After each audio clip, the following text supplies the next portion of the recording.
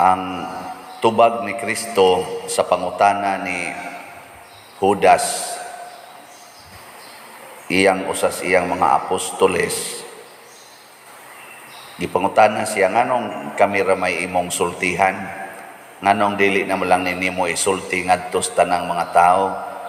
Ang gisigig tubag ni Hesus mao nga, ang nahigugma kanako magtuman sa akong gisugo.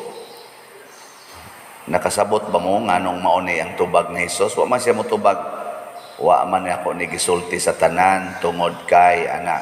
Wa, ang iyang gisigig sulti, ang nahigugma kanako magtuman sa akong gisugo. Gitubag ni Hesus ingon ani tungod kay dili kinahanglan nga isulti nato ang kamatuoran sa mga tao nga dili na motuo sa kamatuoran gikan kanato. Kana bang gitawag nato biased nga mga tao. Tanawa ra gud sa first reading, sila si San Pablo nagtudlo, pero ang mga Hudiyo nga di gustong motuo, apil ng dili mga Hudiyo, batuon na, sabot na noon nga, batuon si Pablo o si Bernabe nga, nagsulti man ta sila sa kamatuoran, tungod kay di man sila motuo.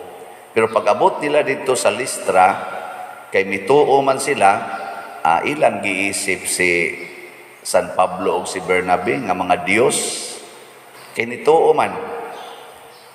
Kamo, mutuo ba mo sa sugo sa Ginoo?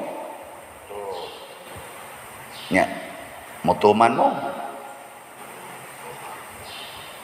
Nawa na, hilom na. Ang nahigugma ra gyud mao'y sultihan sa Ginoo. Adto niya ipadayag ang tinuod nga kamatuoran sa nahigugma. Kay kani manggong nahigugma, dili ra ni mutuo, mutuman pagyud, magkuyog man ang duha. Tanawa na inigingon sa laki ngadto sa babae nga nahigugma niya, I love you very much. Kuyog ta na. Nya, unsa may bation sa babae. Kung tinuod siyang nahigugma, mutuo siya nga ang laki nahigugma niya. Nya, mo sunod siya pulong sa laki. Maingon dayon ang babae, asa man, kanus aman. Ana dayon. Nya, maingon dayon ang laki, now na. Tiks-tiks mo na sila. Now na. Na. Sibat na yung babae. Mukuyog. Ngadto. Di mo toos mamagpapa. Ang mamagpapa nga magtanaw sa ilang anak nga ang uyab barumbado kay tanan. Nya mo ingon, ayaw intawon anak day. Kay mura radyo kang naghikog anak. Di yun maminaw. Nga naman, nahigugma man. May magkamoy mo tipon. Mana dayon. May magkamoy mo tipon. Sus, mag-antos yung ka anak.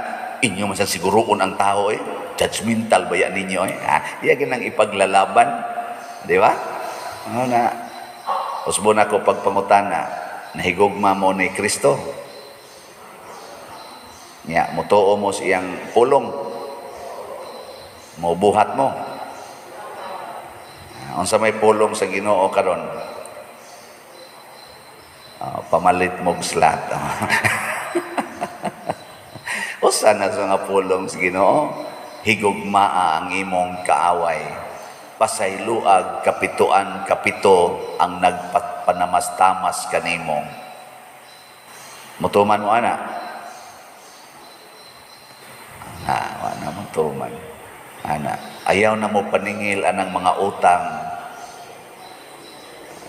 Ayaw mo pagsigig usab anang mga hinimos Ginoo. Puy ang kamatuoran. Ayaw na sige usab ang color sa inyong buhok, ang pormas inyong kilay, pero wa bitaw mingon anang Ginoo. Pero murag apil man siguro na ako ra na ba. Pero motuo biya sad ko nga kining akong gisulti mao sa niyang gusto sa Ginoo. Nga naman kay matud pa ni Kristo, kung nahigugma mo nako, motuo mo sa akong gisulti og magtuman. Nya kung inyo na ning buhaton, matud pa niya, ako og ang akong amahan mupuyo diha kaninyo. Ug ang Espiritu Santo magtudlo kaninyo kung unsay among ipasulti. Tanang mangutana ng uban, pader di ka ma-stress anang imong wali nga unsao na pag-maintain nga ang standard ko no ba, ang quality sa wali ay kalagi ko no viral na ba inana nakuha man ko ma-stress kay ako raman ang pasagda ng Espiritu Santo nga mo'y musulti, igo raman kong mubukas akong bahala na siya nga mo'y musulti. Una usahay na ay masakitan, usahay sad na asay malipay, di ba? Parihagon nila ni San Pablo o ni Bernabe, nila ni San Pedro, sige raman silang sulti, agi patay gyud sa kauyon. Ngawta na katong akong pipila ka mga wali na ay ni comment sa mga kapader, ana daghan bang comment nga negative, pero daghan sa gayong naingon nga ganahan kay ko sa imong wali pader. Muna ang pulong sa Ginoo sakit para sa mga dili muhigugma sa Ginoo.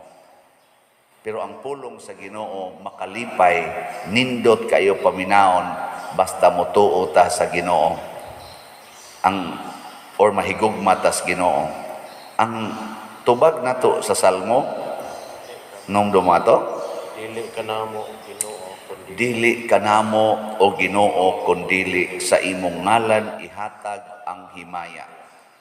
Kani manggong nahigugma, dili gid nimo angkon nga ako mao'y sentro sa pagdaig, ako ang sentro sa imong pag-alagad or pag-ila. Kung dili, ang sentro mao ang atong gihigugma. Tanawa na ka ng mga ginikanan o magdaas ilang anak nga love kay nila. Kani bang bata nga kuguson ba? Di ba? Ang sentro sa pagdaig, katog yung bata. La, ka-cute sa bata. Wa man maliwat sa mama. Nya, puno-punuan na lang sa uban. Hala, liwat kay sa mama. Proud kay kas imong anak. Anak. Nindot kaayo nga ang Ginoo mo itong dadon, nga atong gihigugma, maoy atong himuon nga ipresentar nato katawhan nga mao ni ang atong Ginoo. Mo na ako mo presentar jud ko ninyo dinhi nga kon mohigugma mos Ginoo nya maminaw mos akong gihangyo labi na aning pagpalit og slat, lipayon gid mos Ginoo. Dili ako'y mulipay ninyo, tagaan gid mo abunda nga kaning grasya sa Ginoo. Dili ako'y muhatag, ako ginang ipadayag kay mao ni ang atong Ginoo. Usa kini ka Ginoo nga dili gyud mohikaw og dili mahubsan sa grasya. Bulahan tong mohigugma sama ni San Pablo. Sa una biya si San Pablo wa beto mahigugma sa Ginoo. Iya biya tong gipangpatay ang ni gukod sa Ginoo. Pero sa dihang nahigugma siya, ang gahom sa Ginoo nga naa niya nahitabo dito atong bakol katubang di kalakaw, di ba iyang giingnan sa to tindog niya ni tindog ni tindog ni lukso pa lakaw-lakaw ana. Asway ko no ninyo gingon ang inyong anak kanang natuog ba, anak ninyong tapulan kay tanan ina bangon mo bangon na muhugot nung nagbukot sa habol. Tungod kay ang imong kasing-kasing o guna-guna basig wap apoy Ginoo ang nagpuyo diha ang imong garbo. Ikarong buanga ka sige la kag luko diha. Gabi na kay kamuli dinhi buanga ka magsikag ana ba. Bangon diha. Asa pa na umubangon na kusmo nang naon ato maglakaw. Dili maglakaw-lakaw, dili maglayat-layat sa kalipay ba. Nga naman, tungod kay dili Ginoo ang imong napresentar niya, kung dili ang imong personal tawhanon nga batasan. Muna atong ipangandoy nga ang ato unta rong nasod, harian unta sa atong paghigugmas Ginoo, ang ato sa dinhing kinabuhi ni atas parokya, ni atas atong simbahan nga Katoliko, ato untang mapakita ngadto sa uban unsa ang Ginoo dinhi sa atong kinabuhi. Dili pagarbo nga unsa ta, Ako malipay gyud ko magtan-aw nga dunay daghan og nindot nga kausaban nga nabuhat nato dinhi sa atong parokya sama aning atong pagpanindot aning atong simbahan, pagpanindot diha sa atong nataran kana atong parkingan. Magtan-aw sa kus kanang mga ano ba nga atong gipanghibra matong kapilinya, magtan-aw ta ba nga mga tao sige na jud adto, daghan na kayong tao magsigig adto. Kay mura sa silang nakaadto og Portugal, mura sa silang nakaadto og Cuba de area, kamahal nga tong plite. Ay padiha kay madarag habal-habal. Abot dayon ta.